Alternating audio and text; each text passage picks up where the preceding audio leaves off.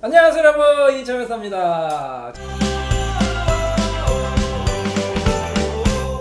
자, 여러분 오늘 깜짝 놀라셨죠? 제 옆에 웬 미인이 계셔가지고 깜짝 놀라실 것 같은데 오늘 아주 특별한 게스트분을 모셨습니다.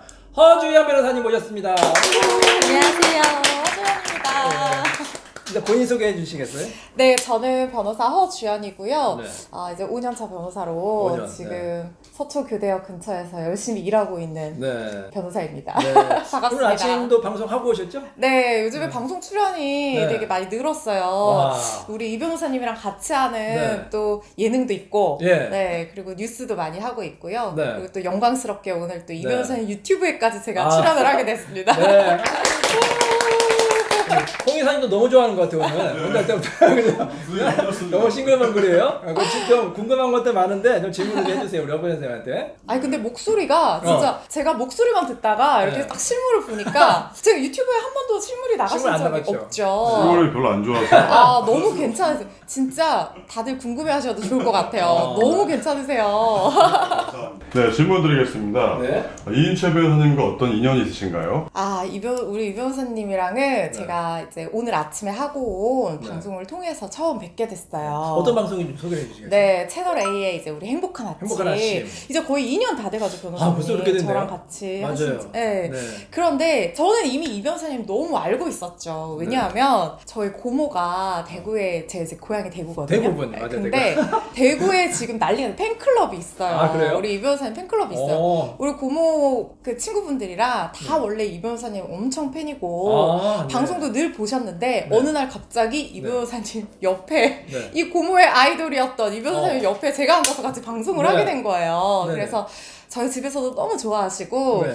그래서 저는 사실은 이 변호사님 뭐 명성도 있지만 또 네. 너무 이제 고모가 좋아하시고 하다 보니까 아. 이미 알고 있었죠. 우리 스타 변호사님이시니까. 아주 고모분이 훌륭하시네요. 고모분께 다시 한번 감사. 우리 고모분님과 대구에 계신 팬 여러분 정말 진심으로 감사합니다. 감사합니다. 근데 좀 아쉬운 게 제 팬분들이 좀 연세가 많으신 분들이 많잖아요. 그러니까 잘 안 나타나는 것 같아요. 좀 인터넷이나 이런 데 좀 많이 맞아요. 좀 올려주시기 바랍니다. 네. 변호사계와 방송계에서 그 이인철 변호사님의 평판은 어떤가요? 좋습니까? 뭐 이런 것도 물어봐요. 아니에요. 제가 이거는 꼭 진짜 제가 질문지를 네. 받고 네. 질문 중에 제일 눈에 띄고 꼭 네. 이거는 말씀드리고 싶은 게 있었어요. 네. 여러분들이 모르시는 이 변호사님의 모습이 그래요? 있습니다. 우리 이 변호사님이 사실 되게 잘생기셨잖아요. 근데 실제로 봐도 비율이 진짜 좋으시고 아유 무슨 말. 그 정도로 진짜 훈남이신데 근데 이렇게 잘생긴 모습 또 이제 사건 승소 많이 하시니까 사건 네. 성과가 너무 좋으시니까 그걸로만 많이 보시잖아요. 네. 근데 제가 말씀드리고 싶은 숨겨진 모습은요. 네. 우리 이 변호사님 진짜 성실하세요.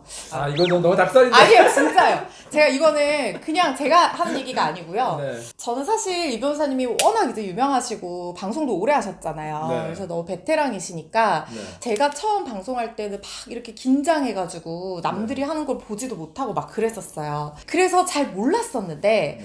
그 우리 행복한 아침 작가님이 저한테 해주신 말씀이 있으세요. 뭐라고 그 하셨어요? 우리가 이제 먼저 사건을 저희가 그냥 방송에서 얘기하는 게 아니라 그 네. 사건 검토를 다 미리 해서 자문을 그렇죠. 하잖아요. 네. 그 전에 하는데 보통 주말에 그게 오거든요. 그렇죠. 그런데 우리 이 변호사님께서 네.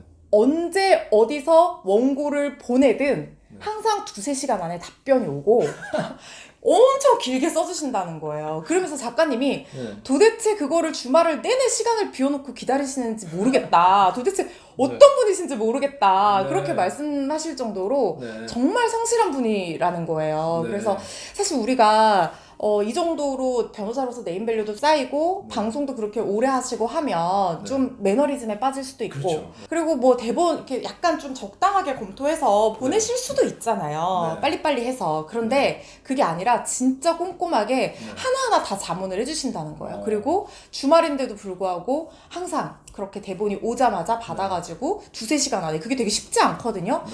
저도 1년 동안 방송 이렇게 하지만 네. 주말에 그걸 한다는 게 진짜 어렵더라고요. 홍 변호사님도 하시잖아요, 잘. 그래도 저는 2-3시간 안에 매번 보내지는 못할 때도 있어요. 그런데 제가 이 변호사님이 그렇게 열심히 진짜 최선을 다하신다는 모습을 그 얘기를 듣고 저도 진짜 많이 귀감이 됐고 그래서 정말 존경하게 됐어요. 진심으로. 아유. 그 전까지는 당연히 이제 업계 선배시고 네. 너무 이제 레전드이시니까 아 저런 변호사님이 참 롤모델이면 좋겠다 이렇게 네. 생각을 했었는데 네. 그 얘기를 전해 듣고는 진짜 마음으로 엄청 존경하게 됐고요. 네. 진짜 성실하다는 걸 대본을 그렇게 검토를 성실하게 하시는데 사건 수행은 또 어떻겠어요. 그래서 그런 부분을 꼭 아셨으면 좋겠어요. 저는. 방송계에서는 이런데 변호사 업계에서는 혹시 뭐 들리는 말이 있나요? 변호사 업계에서는 너무 유명하고 다들 부러워하죠. 뭘 그래요? 사건을 다 가져가시고. 아니에요. 제 친구가 네. 예전에 제가 한번 변호사님 저한테 잠깐 말씀하셨던 것 같은데 네. 제 친구가 변호사님이랑 상대방으로 만난 적이 아, 있었는데 법정에서? 네, 어. 법정에서 만난 적이 있었는데 네. 저는 몰랐어요. 나중에 이제 전해 들어서 네.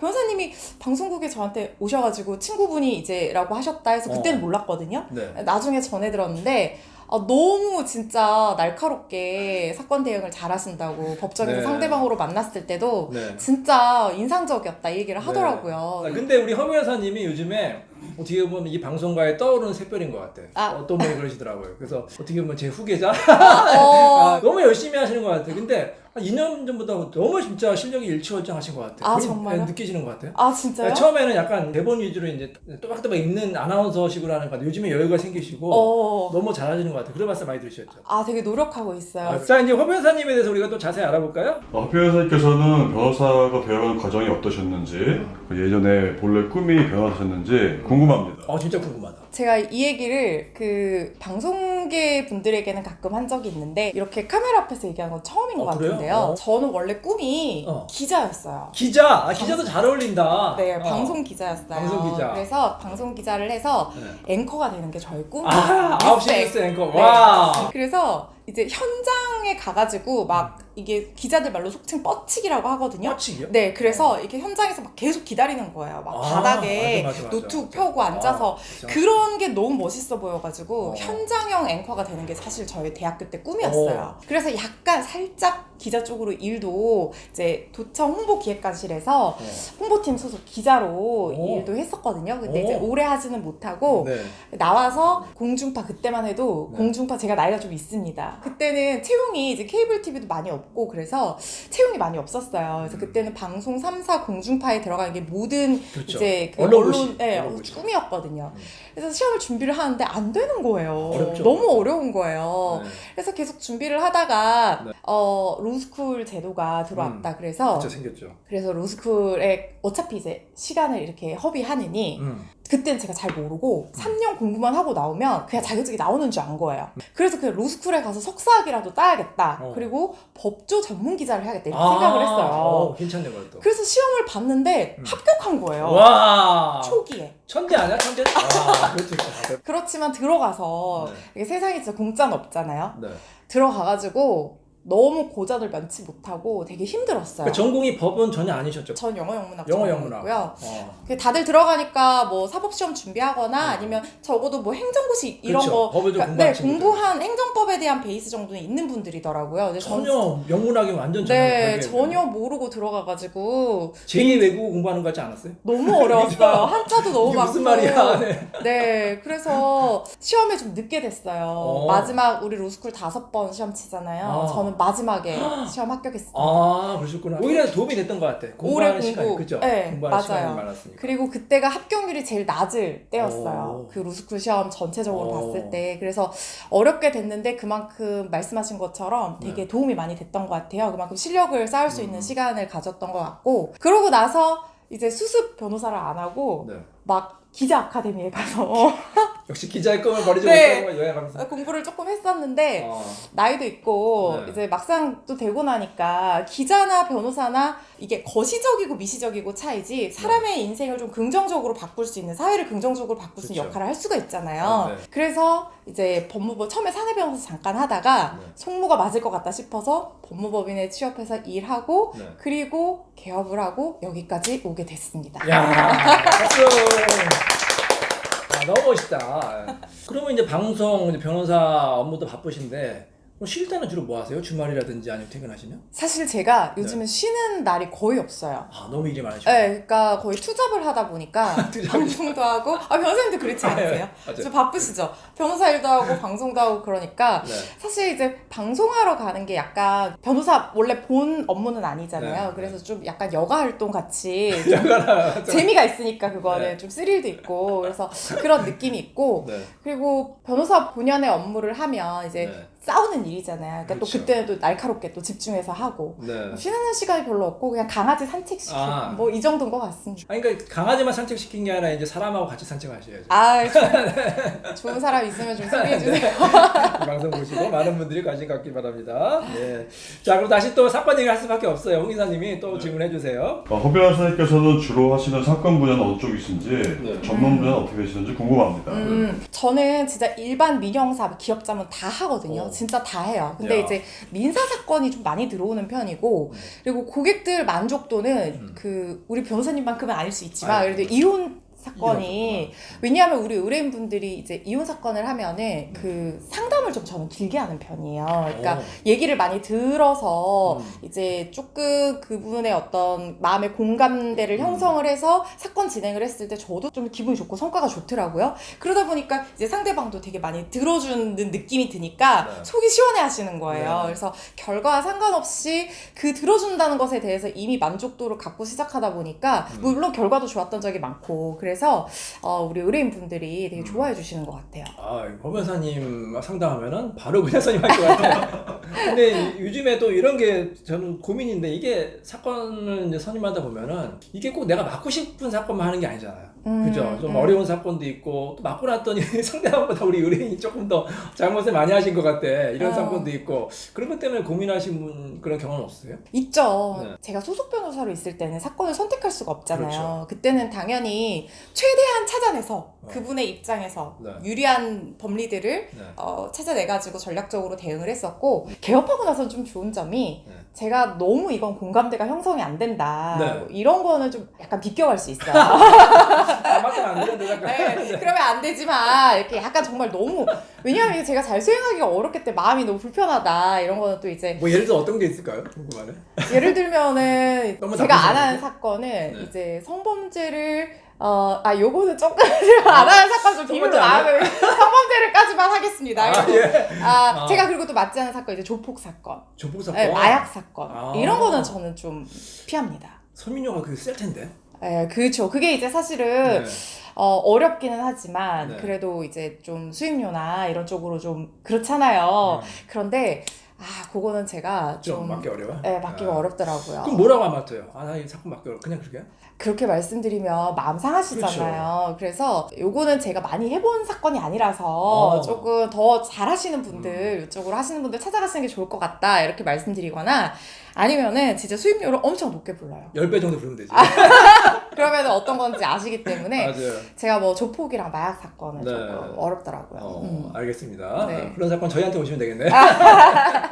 지금까지 하셨던 사건 중에서 기억에 남는 사건이 혹시 있으신가요? 제가 연차가 조금 쌓이니까 네. 되게 사건을 냉정하게 처리하게 되더라고요. 맞아요. 근데 초임 때는 되게 그 감정이입을 많이 했어요. 맞아요. 저도 네. 그랬어요. 너무 힘들고 눈물도 네. 많이 흘리고 그러다 맞아요. 보니까 초임 때 맡았던 사건들이 되게 기억에 남는 맞아요. 사건들이 많은데 아무래도 또 이혼 전문 변호사님이시니까 이혼 사건 중에서 또 기억에 남는 게 하나 있어요. 좀 그래요? 떠오르는 게 있는데 궁금하네요.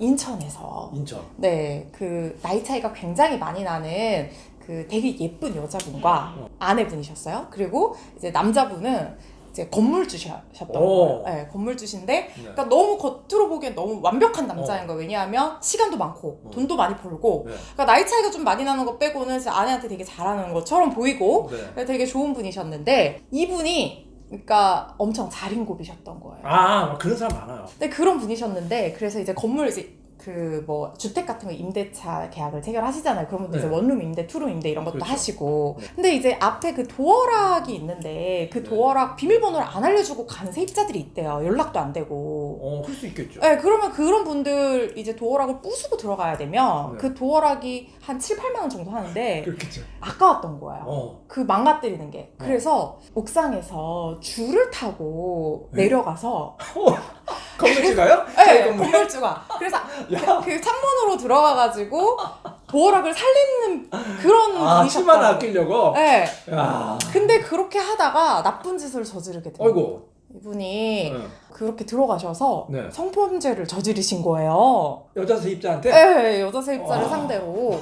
그래서 이게 이제 유죄를 이제 받으신 거죠. 충격이네. 그럼 그분이 의뢰인이셨던 거예요? 아니에요. 아니에요? 그분의 상대방 여자분이 그래도 아내분이셨죠. 다행이네. 그런데 이 아내분은 아이만 키우고 진짜 너무 공주처럼 예쁜 분이셨어요. 되게 여리고 몰랐던 거예요. 남편의 이런 거를. 진짜 어떻게 상상을 했겠어요? 네, 모르고 있다가 네. 우연히 이걸 알게 된 겁니다. 그래서 그때 이혼하자고 난리가 났었죠. 네. 그런데 남편이 싹싹 빌면서 어. 건물 뭐 몇 채를 다 넘겨주고 주겠다. 생활비도 한 달에 이만큼 주겠다 해가지고 이제 약정서 같은 거 쓰고 네, 그래서 이혼을 넘겼어요. 이혼 위기를 이제 아, 이혼을 안 하고 네. 용서해준 대가로? 용서해줬어요. 근데 이 여자분이 이제 그때는 본인도 이혼하면 아이들 생각해가지고 그쵸. 자기 엄마로서 네. 제 이제 여자로서는 싫지만 엄마로서의 네. 마음이 그렇잖아요. 그래가지고 시간이 한참 지났어요. 네. 한참 지나고 나서 이번에는 그 남자가 적반하장으로 이혼해달라고 나오기 시작한 거예요.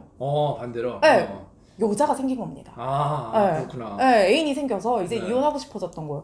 여자분 입장에서 어떻겠어요. 네. 소장 받고 이혼 안 한다고 저를 찾아온 거예요. 아. 네, 그래서 제가 사건을 수행을 그렇구나. 하게 됐어요. 궁금하네. 어떻게 됐어요? 계속 하다가 다투다가 이제 결국에는 너무 파탄 상태여가지고 여자분이 이혼 청구를 동의하셨구나. 받아주셨어요. 그렇게 조정으로 생각하네. 그냥 그렇게 끝이 조정으로. 났는데 네. 그 과정에서 여자분이 얼마나 진짜 속이 상했겠어요. 자기는 그런 거 다 참아주고 다 이해해줬는데 여자가 생겼다고 이혼해달라고 하니까. 그래서 제가 재산 분할이랑 위자료를 엄청 받아들였죠. 야, 박수. 진짜 이거 이혼 사건은 별의별 사건 나 있구나. 저도 이제 비슷한 사건이 있었는데 어떻게 보면 남편이 성범죄를 저지른 거 아닙니까? 저는 남편이 진짜 멀쩡한 소위 말하는 진짜 사회 지도층 그런 인사인데 알고 보니까 성범죄에 연루되는데 뭐냐면은 이 남편이 호텔들을 돌아다니면서 몰카를 설치한 거예요. 호텔에다가 막 호텔에 막 화장실 이런 데다 몰카를 설치해가지고 그게 걸린 거야. 심지어는 그런 영상들이 남편 컴퓨터에 다 저장이 돼 있던 거예요. 남편 아내가 그 발견을 얼마나 깜짝 놀랐겠어요. 이런 별 희한한 사람 많거든요. 그러니까요. 네, 참, 여러분 사람 잘 만나셔야 됩니다. 자, 어쨌든 잘 끝났고요. 그러면 이제 각 분야별로 한번 우리 여 변호사님이 어떤 사건을 또 잘 이끌어내셨는지 한번 물어보도록 하겠습니다. 자, 첫 번째 민사 사건이죠. 뭐 다 하신다고 해요. 민사 사건에서는 어떤 사건이 좀 잘 끝나는 사건이 있었어요? 지금 되게 기억나는 게요. 네. 그 지역주택조합 지역주택조합. 네, 가입을 했다가 그 사업이 추진이 잘 안 되는 경우가 많잖아요. 그렇죠. 되게 그런 사건 힘들어요 또. 너무 힘들어요. 네. 길게 끌고. 그런데 네. 이분이요. 네. 되게 사회초년생이었는데 이게 막 본인이 모은 돈을 다 여기 몇 천만 원을 투자를 한 거예요. 근데 그때 1심에서 다 졌거든요. 네. 가입을 했다가 탈퇴를 하고 싶은데 탈퇴를 안 시켜주니까 어. 소송을 하게 됐는데 네. 1심에서 다 진 거예요. 탈퇴가 안 된다고 한 거예요. 네, 그러다가 2심에서 제가 완전 다 뒤집어서 소송 비용까지 다 받아낸 사건이 있었습니다. 이야, 우리 박수. 아니 그러면 1심에서는 네. 패소했다는 거 아니에요? 1심에서 패소했어요. 왜 패소했어 1심에서? 1심에서 증거가 좀 불충분하다고 증거 그랬어요. 그러니까 제가 첫 번째로 주장했던 게 채무 불이행으로 해제해야 된다. 왜냐하면 네. 안심보장약정이라는 걸 해줬어요. 그런 거 안심보장약정 같은 거 많이 하시거든요. 그렇죠. 불안하니까. 그러니까 조건을 줘요. 언제까지 뭐 이제 인가를 사업이 안 받지 되면. 못하면, 사업을 받지 못하면 이렇게 애매하게 약정을 체결하는 경우가 많은데 이 사건은 그나마 유리했던 게 12월 31일까지 인가 신청 접수하지 않으면 뭐 요렇게 날짜가 특정됐구나. 네, 특정이 잘하는 거구나. 됐었어요. 그래서 저는 이게 가능성이 되게 높다고 그렇죠. 봤죠. 근데 채무불이행으로 해제해야 된다. 두 번째는 그게 안 된다고 하면 네. 동기의 사고 내지는 사기로 취소해야 된다. 어. 이거 속여가지고 안 될 거 그렇죠. 뻔히 알면서 속여가지고 계약 체결한 거 아니냐 이렇게 주장을 했었는데 둘 다 안 됐어요. 1심에서 안 됐어요? 네, 왜냐하면 이게 조금 복잡한 법리인데요. 네. 이 지역주택조합이 추진위원회 단계인 경우가 많아요. 그렇죠. 조합 설립도 조합 안 전에. 되는 경우가 많거든요. 맞아요. 추진위원회 단계에서 단체법적인 어떤 성격 때문에 네. 결의가 있어야 되는데 네. 이 분담금을 돌려주려면 근데 네. 그 결의가 없었다라고 본 거예요 1심에서. 아. 그래서 채무불이행은 이 약정 자체가 무효이기 때문에 채무불이행 성립할 수가 없고 안 된다라고 했고 이 동기나 사기 취소는 이거는 입증이 증거가 어렵잖아요, 부족- 네, 맞아. 알고 속인 거란 증거가 없다 이렇게 그렇죠. 얘기가 된 거예요. 증거 무충분. 그런데 2심에서요 네. 사기라는 걸 정말 입증을 했습니다. 어떻게 해요? 그러니까 상대방의 그 답변서를 잘 보셔야 돼요. 상대방이 제가 이제 2심에서 했던 논리가 뭐냐면 만약에 비법인 사단이라는 그 법리가 있는데요. 만약에 요게 그 단체법적인 성격에 따라서 약정이 무효라고 하면 그 사이에 이 조합이 창립총회를 한 거예요. 창립총회를 하면 이전에 계약들을 다 추인하거든요. 그렇죠. 그럼 추인한 거 아니냐. 그렇죠. 그렇게 주장을 했더니 상대방이 뭐라고 얘기를 했냐면 이 사람만 개인 계약을 했다고 그랬어요. 아, 그래요? 안심보장 약정으로. 말도 안 되잖아요. 그렇죠. 그때부터 이미 이상했던 거죠. 그리고 그 녹취록 파일을 제가 냈습니다. 어떤 그 녹취록이에요? 추진위원장이 잘 모른다는 거예요. 자기가 이 단체법의 성격에 대해서도 잘 모르고 이 반환보장 약정을 해준 거 실현 가능할지 아닌지도 잘 모르는 상태에서 잘 모르고 계약을 체결해줬다 상대가 이렇게 얘기를 했고 우리는 그걸 확인하는 내용의 녹취록을 낸 거예요. 그러면은 제가 주장을 한 거예요. 아니 위원장이라는 사람이 본인이 해줄 수 있을지 없을지도 모르면서 이런 약정을 해줬다는 것 자체가 사기 아니냐. 그렇죠. 그게 받아들여진 거예요. 그래서 결국에는 다 이기고 차고 취소 내지는 사기 취소다라고 받아들여져서 그게 모두 다 승소했던 그런 사건이 있었습니다. 지역 스태츠와 법리가 좀 어려워가지고 진짜. 정말 많은 부분들이 있었어요. 그러니까. 그 말고도 반환 범위에 대해서도 다투고 막 용역비냐 뭐 업무 대행비냐 이런 걸로 다투고 했었는데 어쨌든 핵심은 그걸 입증한다. 그 상대방의 서면을 잘 봐야 되고 그렇죠. 계약하실 때 어떤 안심 반환 약정에 그 문구 같은 것들이 좀 애매하게 작성되기보다는 정확하게 작성이 되면 그나마 우리가 좀 주장해 볼 여지가 있다는 점 좀 기억을 해주시기 바랍니다. 정말 유능하시다. 이건 찾기 쉽지 않아. 더군다나 조합사건 얼마나 복잡해요. 저도 예전에 조합사건 해봤는데 그 다음엔 이거 너무 힘들구나. 사실 조합사건이 굉장히 사람도 많고 맞아요. 법리도 복잡하고 굉장히 어려운 사건이거든요. 맞아요. 더군다나 1심에서 패소한 사건을 홍 이사님이 아시죠? 항소심에서 뒤집는 게 얼마나 힘든지. 그 가능성이 굉장히 희박한데 그걸 뒤집는 거는 정말로 대단한 변호사 같습니다. 아니 근데 궁금한 게 그 의뢰인분이 1심에서 패소했으면 보통 다른 데로 가잖아요. 네. 근데 패소한 변호사한테 또 맡긴다. 이게 쉽지 않았을 텐데 어떻게 된 건가요? 그게 진짜 제가 너무 감동했던 부분이에요. 어떻게 해요? 제가 1심에서 패소를 하고 판결문을 분석을 해서 우리가 항소를 못할 것 같아 말씀을 드려요. 그런데 그렇죠. 제가 봤을 때는 이게 여지가 있을 것 같은 거예요. 상대방이 이런 서면도 냈고 여기에 대해서 주장해 볼 여지가 더 있을 것 같다면서 사건을 분석해서 전략을 말씀을 드렸어요. 그리고 그분이 이제 광주에 계시는 분이었는데 저는 이 패소한 변호사니까 저한테 안 맡기셔도 된다. 그렇죠. 광주 지역에 있는 다른 유능한 변호사님을 찾아가셔서 상담을 해보시고 만약에 제가 말씀드린 이 전략을 말씀을 안 해주시거든 한번 여쭈어봐라. 이게 어떻겠느냐. 그랬더니 그분이 막 울면서 저는 끝까지 변호사님이랑 대법원까지 갈 거라고. 감동적이다. 네, 끝까지 갈 짱이다. 거라고. 완패했는데도 그러니까. 불구하고 저한테 믿고 그렇게 맡겨주신 거예요. 네. 근데 변호사님도 그런 경험이 있으시겠지만 의뢰인이 네. 우리를 믿어줄 때 그렇죠. 그때 진짜 너무 열심히 하고 그렇죠. 싶어지잖아요. 네. 그래서 저도 항소심에서 더 힘을 내서 네. 열심히 해서 좋은 네. 결과를 가져왔던 사건이었습니다. 감사합니다. 아니 사실 이 변호사가 제일 힘들 때가 사실 변호사가 전부 다 승소할 수는 없잖아요. 그런 그렇죠. 변호사는 없어요. 승소도 하고 패소도 하는데 이 패소할 때 의뢰인한테 전화해서 저희 사건 패소했습니다. 이거 전화하기 굉장히 사실 좀 힘들거든요. 그쵸. 어렵고 그리고 의뢰인들도 또 뭐 항의할 수도 있고 근데 이번 사건 같은 경우에는 어떻게 보면 의뢰인이 변호사님을 믿고 위로해 주신 거네요. 그죠? 맞아요. 제가 어. 오히려 위로를 받은 그러니까. 기분이었어요. 너무 감동적이셨겠다. 아니 그런데 이렇게 공감을 잘해주시니까 의뢰인분들이 상담하면 바로 상담을 다 맡기시겠어요. 아니 그러니까 제가 의뢰인 같은 경우에도 허 변호사님 맡길 것 같아요. 이게 너무 사실 의뢰인분이 제일 잘하시거든. 이 변호사님이 정말 열심히 했음에도 불구하고 패소를 했구나. 항소하면 다시 좋아질 수 있겠구나. 아셔가지고 하여튼 우리 허 변호사님 믿고 했으니까 다시 한번 그 의뢰인분께도 감사를 드리도록 하겠습니다. 감사합니다. 아침 너무 잘하시고 또 감동적이까지 했어요. 많은 분들이 이제 허 변호사님 팬이 될 것 같은데 허 변호사님 개인적으로 어떤 변호사일까요? 방송에서 보면 어떻게 보면 또 약간 차가운 분위기고 또 어떻게 보면 또 차분한 이미지도 있고 또 발랄한 이미지도 있는데 본인 성격이 어떻다고 생각하세요? 저는 알고 보면은 되게 편안한 사람이에요. 알편연가? 네, 알편연.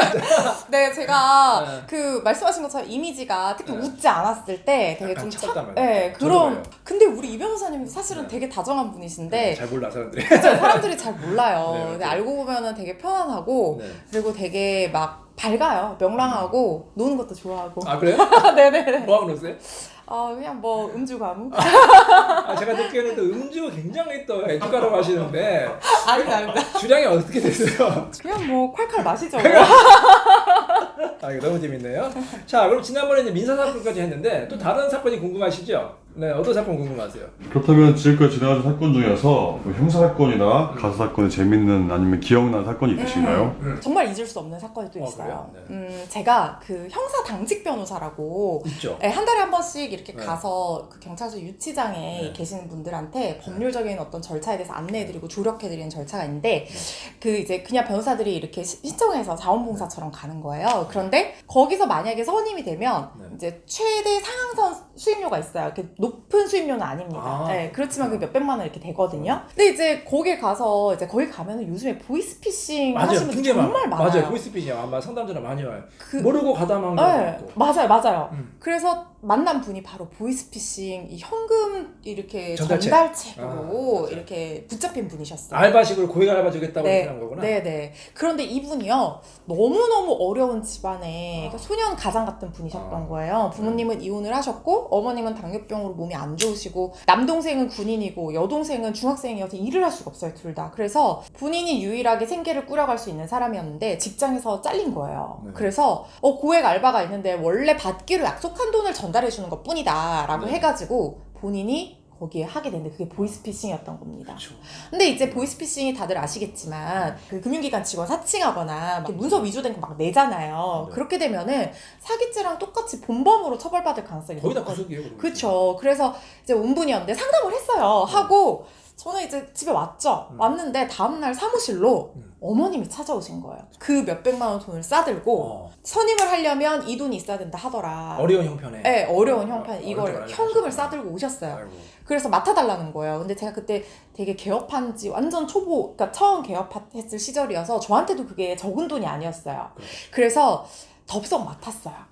아니 맡아달라는데 네, 맡아야지. 맡았어요. 계약을 하고 이제 뭐 주치도 가고 면회도 가고 뭐 다 했는데 이게 사실은 증거가 너무 명확하다 보니까 이걸 무죄로 뺄 수 있는 상황은 어렵죠. 무죄가 아닌 거예요, 거의 사실은. 불가능이죠. 거의. 저도 혼냈어요. 우리 의뢰인한테 그러면 안 되는데 그렇게 왜? 하셨다. 네. 본인도 이제 어느 정도는 알고 있었다는 거예요. 근데 이제 형량을 조절하는 건데 그러려면 이제 합의를 봐야 되는데 피해액이 어마어마하거든요. 그렇겠죠. 네, 근데 이분이 다 할 수는 없고 피해자랑 연락도 다 안 돼요. 700만 원 피해를 보신 피해자분이 이제 한 분 연락이 되는 분이 계셨어요. 그래서 합의를 봐야 되나 어쩌나 하고 있는데 군인의 남동생이 상근으로 근무를 하고 있었거든요. 근데 이제 서류를 하나 이제 가져다 줄 게 있어서 그 더운 여름날에 우리 사무실에 온 거예요. 막 꾀죄죄해. 막 슬리퍼 신고 발에 때도 꼬작꼬작하고 너무 짠한 거예요. 그래서 제가 의뢰인한테 식사를 이제 같이 잘 안 하는데 네. 그 사무실 옆에 중국집에 가서 짜장면을 사줬어요. 아, 네. 뭐 먹을 거니까 유니 짜장을 먹는데요. 네. 근데 그 짜장을 먹지를 못하고 우는 거예요. 어. 왜 우냐 했더니 그 저한테 준 수임료 그게 어머님 눈 수술비였다는 거예요. 아이고. 당뇨 합병증으로 시력을 잃을 위기에 처해 있어서 그걸 모아서 눈 수술하려고. 그리고 이 잡혀 들어간 사람도 형도 그 수술비를 마련하려고. 아이고. 그런 범죄를 저질렀다는 거예요. 네. 그래서 이걸 어떻게 해야 되냐고. 세상이 너무 힘들다고. 변호사님 저 이제 세상이 왜 이렇게 힘드냐. 저는 아직 나이도 어린데 너무 힘들다. 막 그렇게 우는 거예요. 아이고. 저 이제 고민에 빠졌습니다. 이거를 다시 설마 돌려줘야 되나? 이 수임료를 돌려줘야 아, 네, 되나 네. 고민이 드는 거예요. 그렇겠네요. 그 일도 다 하고 이제 합의만 그렇죠. 보고 결심만 하고 이제 선고 공판만 하면 그동안 되는데. 열심히 노력하셨는데. 네, 그리고 제가 개업 변호사로서 이걸 돈을 돌려줄 수 있는 상황은 되지만 그렇지만 앞으로 제가 모든 일을 다 그렇게 할 수는 없는 그렇죠. 거잖아요. 왜냐면 우리도 못하죠. 열심히 일한 그 대가니까. 그렇죠. 그래서 진짜 제가 앞으로 변호사로서 어떻게 이런 기준을 정할 것이냐 이런 고민부터 시작해서 정말 잠이 안 오더라고요. 자, 여기서 우리 홍 이사님한테 한번 질문을 해볼게요. 홍 이사님이 이런 상황이다. 어떻게 수임료 열심히 일했어요, 정말. 나도 열심히 일한 정당한 대가인데 이거를 돌려줘야 돼요, 말아요. 뭐 의뢰인이 요구하지도 않았어요. 어떻게 할 거예요, 본인? 인간적으로 반 정도를 돌려주겠습니다. 아, 반 정도 반 돌려준다. 정도. 왜냐면 남자로서 뭐 약간의 의리 같은 것도 있을 것 같고 네. 그분의 어떤 그런 군인 분이 오셨을 때 동생 같은 느낌도 있고요. 어. 인간적으로 이렇게 얘기를 하겠습니다. 전부 돌려주긴 너무 또 내가 일하니까. 그렇죠. 네. 자, 홍 변호사님 어떻게 하셨는지 궁금하네요. 저는 변호사님 어떻게 하실지 궁금하네요. 저는 솔직히 그 정도 상황이었으면 다 돌려줬을 것 같아요. 제가 좀 마음이 약하거든요. 왜냐면 또 저희가 또 다른 사건이 많으니까 정말로. 근데 그게 이제 사실 또 사실이 아닐 수도 있어요. 맞아요. 가끔 그런 걸로 이제 변호사를 속여가지고 이제 수임료를 반환받기 원하는 경우 있는데 딱 보면 맞아요. 알거든요. 뭐 네. 당연히 그런 거 속인 거 하면 당연히 절대 돌려주면 안 돼. 정말로 그게 진심이고 사실이었으면 돌려줬을 것 같아요. 변호사님 어떻게 했을까요? 저도 변호사님이랑 똑같은 선택을 했어요. 아, 그래요? 네. 야, 박수! 변호사님 너무 잘하시다. 다른 수술부 사회초년생도 아니고 이 누드는 그러니까. 너무너무 네. 마음을 쓰지 않을 수 없는 상황인 거잖아요. 그래서 제가 그분이 이제 경기도 구리시에 살고 있는 분이셨는데 네. 구리시청에 전화해서 의료 지원을 받을 수 있는 거나 뭐 기초생활 어. 뭐 수급 이런 것들 다 알아봤어요. 잘 몰라서 신청을 못 하시는 분들도 많더라고요. 그래서 의료비를 좀 지원받을 수 있는 정도, 병원비 정도로만 해가지고 지원받게 하고 그 돈을 돌려드리면서 뭐라고 말씀드렸냐면요. 어머님, 이거 저는 개인적으로 수술비로 쓰셨으면 좋겠다. 그렇지만 아드님이 형량을 줄이려면 합의를 봐야 된다. 피해자랑. 이걸 돌려드릴 테니까 어떻게 쓰실지는 어머님이 결정하시라 그랬어요. 그것도 어려운 문제네요. 어머님이 어떻게 선택하실지. 본인의 또 눈 수술비도 굉장히 필요할 텐데 그렇죠. 아들 또 재판에서 또 그게 좋은 결과 나오려면 그 공탁 같은 걸 하셔야 되는데 네. 어떻게 하셨어요 그분은? 어머님은요, 역시 대한민국 엄마는 엄마인가 봐요. 본인 눈 수술비가 아니라 아들 합의금으로 써달라고 하시더라고요. 아 너무 안정적이다. 네. 그래서 그 트럭 운전사 그분을 제가 직접 설득을 했어요. 이 피해 금액이 못 미치는 돈이었거든요. 그렇지만 이거라도 받고 좀 합의를 해주시면 안 되냐. 그분이 사정을 다 듣더니 합의를 해주신 거예요. 좋은 일 하시는 것 같다 하시면서 공감을 해주시더라고요. 그래서 모두가 한 마음으로 그 돈으로 합의를 하고 형량을 줄이는 그런 좋은 야. 결과로. 그리고 정말 좋은 소식은요. 네. 어머님 눈수술비를요. 그거 시청에서 됐어요? 또 와. 이 사정을 들으시고 또 방법을 찾아내셔서 수술비까지 다 지원이 됐다는 그런 소식이 또 들렸어요. 그래서 와. 모두가 해피하게 와 끝났어요. 이거 정말 감동적이다. 제가 들은 얘기 중에서 정말 감동적인 최고 베스트 사연이었습니다. 미담입니다, 미담. 진짜 네. 미담이다. 이거 어떻게 언론에 나와야 되는 거 아니야? 정말 감동적이다. 야. 뿌듯하셨겠어요? 너무 뿌듯하고 제가 그때 고민을 했었지만 다음에 돌아가도 그런 상황이라면 똑같은 선택을 했을 것 같다라는 생각이 들더라고요. 잘하셨어요. 너무 잘하신 것 같다. 아니 변호사님 오늘 너무 재밌는 얘기와 좋은 내용도 잘 들었고요. 네. 그렇다면 앞으로의 계획이 어떻게 되시는지 궁금합니다. 앞으로도 계속해서 저는 열심히 하는 변호사가 되고 성실한 변호사가 되고 싶어요. 이게 제가 사건을 해보다 보니까 변호사는 끊임없이 공부하고 끊임없이 노력해야 되더라고요. 비슷한 법리라고 해도 사건마다 케이스가 다르고 그리고 변호사는 일단 실력들은 다 어느 정도로 다 이제 있으니까 자격시험에 통과를 하는 거잖아요. 그런데 사건을 성실하게 보면요. 분명히 빈틈이 있어요. 그걸 찾아내려면 성실해야 되는 것 같아요. 그래서 성실한 변호사로 열심히 이 변호사님을 롤모델 삼아서 네. 멋진 변호사가 되도록 노력하겠습니다. 야, 제가 만약에 주변에 어떤 민사나 형사 문제 고민하는 분이 있으면 정말 우리 허 변호사님 강력하게 추천할 것 같아요. 우리 허 변호사님이 정말 진심으로 의뢰인을 생각하고 정말 냉철한 판단과 분석력으로 사건을 잘 해결해줄 변호사로 확신하고 있습니다. 자, 오늘 같이 해주신 허 변호사님 정말 감사하고요. 앞으로도 무궁무진한 발전 건승하시길 바라겠습니다. 감사합니다. 고맙습니다.